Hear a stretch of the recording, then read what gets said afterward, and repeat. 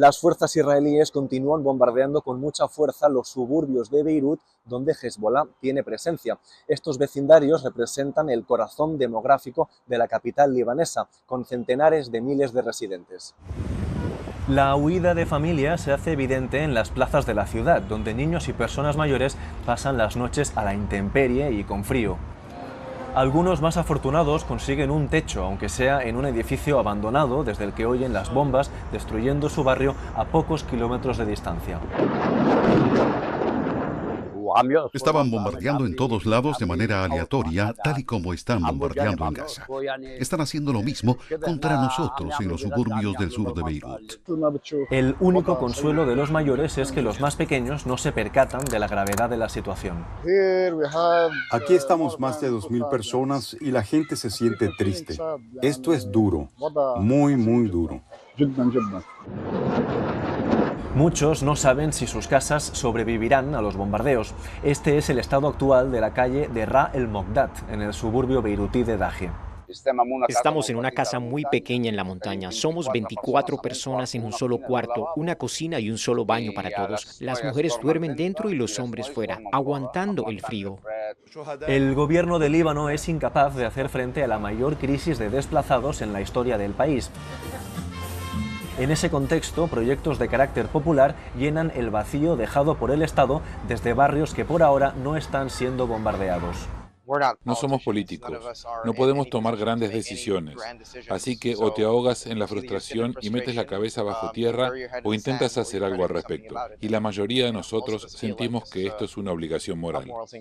Filippo Grandi, alto comisionado de la ONU para los refugiados, visitó Beirut y pidió al mundo un paso al frente para afrontar la crisis humanitaria desatada en Líbano. Pero aquí sobre el terreno la población civil teme que su sufrimiento sea recibido con indiferencia por parte de la comunidad internacional. ¡Quieto! ¡Quieto! ¡Quieto! ¡Quieto! ¡Quieto!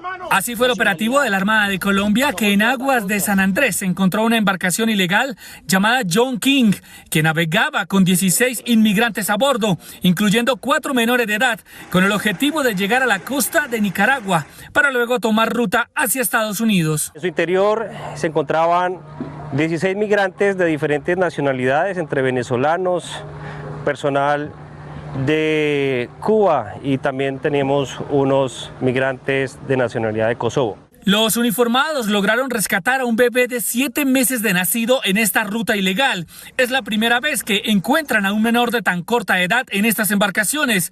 Los 2 tripulantes fueron arrestados. Una vez asegurado el personal de manera oportuna, se logra conducir con las medidas de seguridad necesarias hacia el muelle de guardacostas de San Andrés, donde se le brindan los primeros auxilios. John Sánchez, experto en migración, asegura que la llamada ruta VIP por San Andrés ofrece 5 paquetes ilegales de navegación, los cuales varían según su precio. Se puede pagar entre $1.500 hasta $5.000, $6.000, dependiendo del tipo de embarcación que vayan a tomar y la velocidad que vayan a llevar. Son 232 kilómetros en mar adentro, yendo de San Andrés hasta Nicaragua. Según la Armada de Colombia, ya son 240 los migrantes que han sido rescatados por la isla de San Andrés en lo que va del año. La Voz de América se encuentra en la ciudad de Clearwater, esto es el condado de Pinellas, hacia el centro del estado de Florida, donde se tiene previsto un impacto bastante severo, de acuerdo a las autoridades, por parte del huracán Milton. De acuerdo al Servicio Nacional de Meteorología, en las próximas horas una contundencia mayor de esta manifestación ciclónica puede generar estragos, por lo que las autoridades locales han obligado la inmediata evacuación de lugares como este donde nos encontramos. Es una localidad ubicada también en las adyacencias de la bahía de Tampa y que se corresponde con inmuebles rodantes. Cada una de estas residencias ha sido visitada por parte de oficiales del condado de Pinellas con el propósito de advertirles a todas las familias que aquí se encuentran que deben abandonar sus viviendas debido a la alta peligrosidad. Algunas de ellas nos han manifestado que están recogiendo sus